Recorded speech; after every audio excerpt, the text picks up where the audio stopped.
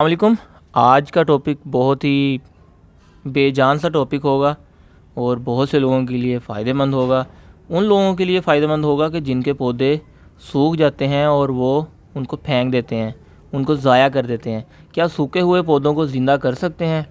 क्या ऐसे पौधे जो बिल्कुल बेजान हो गए, सूख गए, लकड़ी बन गई, क्या उनको आप ज़िंदा कर सकते हैं?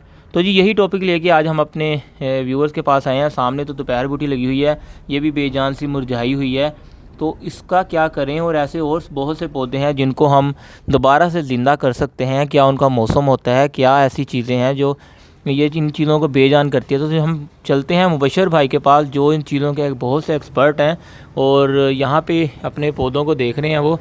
और देखते हैं कि ये भी एक सूखा सा दरख्त यहाँ पे लगा हुआ है, दरख्त कहेंगे या इसे पौधा कहेंगे, तो इसके बारे में पूछते हैं कि ये क्या चीज़ है। अस्सलाम वालेकुम बशर भाई। वालेकुम सलाम। बशर भाई, ये जो सामने आप लकड़ी पे हाथ फेर रहे हैं, ये लकड़ी है या सूख गया है या किसी पौधे को सपोर्ट दी हुई है आपने? जी वालेकुम सलाम। जैसे कि आपने जिक्र किया कि हम किसी पौधे को ज़िंदा कर सकते हैं, तो ये तो अल्लाह ताला की ज़ात है। जैसे कि हमारा ये मानना है कि जो कुछ भी करते हैं वो अल्लाह ताला करते हैं, और हम तो बस उनको पानी शानी दे देते हैं या उनकी थोड़ी सी जगह चेंज कर देते हैं। तो व्यूअर्स, बात यह है कि किसी ऐसा पौधा जो बेजान हो चुका है, वो आपको ऐसा लगता है कि यार ये बिल्कुल मर गया है और हम इसको फेंक दें, तो आपने ऐसा नहीं करना है।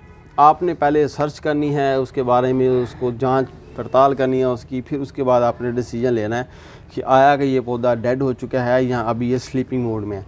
स्लीपिंग मोड से क्या मुराद है कि जैसे कि कुछ प्लांट्स ऐसे होते हैं वो फुल ज़्यादा सर्दी के अंदर या फुल ज़्यादा गर्मी के अंदर रुक जाते हैं या स्लीपिंग मोड में आ जाते हैं। जैसे कि आपको हमने बताया कि जो दोपहर बूटी है वो बहुत ज़्यादा सर्दी होने की वजह से वो बिल्कुल ही इकट्ठी हो जाती है और मिट्टी के पास उसकी जड़ होती है, वहाँ से 1-1.5 इंच तक बच जाती है, बाकी सारी ख़त्म हो जाती है। और जैसे ही उसका मौसम आता है या उसको जो है अच्छी कंडीशन मिलती है तो फिर से ग्रोथ कर जाती है।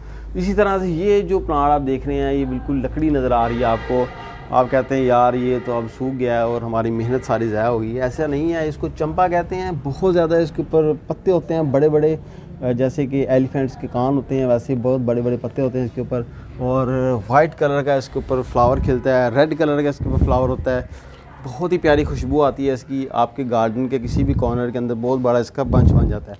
तो इसीलिए मैंने भी इसको कॉर्नर में लगाया था। अब जो फरवरी एंड चल रहा है, ठीक है, तो इसके तमाम पत्ते गिर चुके हैं।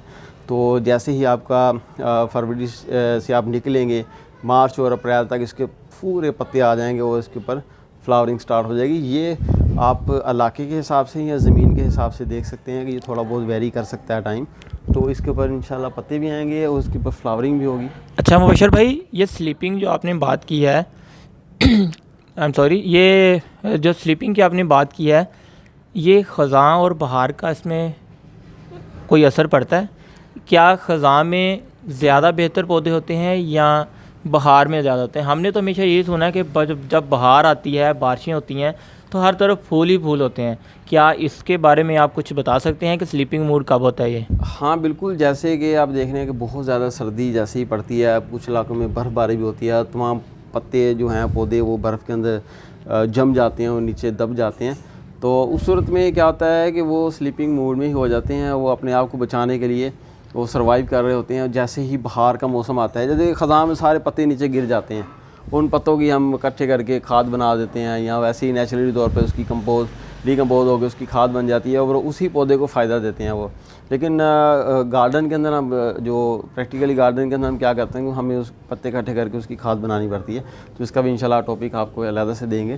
तो यही होता है कि जैसी बहार आती है तमाम पत्ते जल्दी जल्दी से निकलते हैं और उसके ऊपर फ्लावरिंग शुरू हो जाती है।